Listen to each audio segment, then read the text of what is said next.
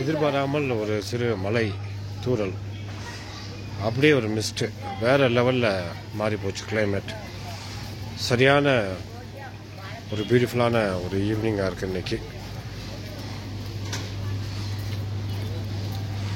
மழை தொடர்ந்து இருந்தால் ஒரு 2 நாளைக்கு குடை கிளைமேட் வேறு லெவலில் இருக்கும்.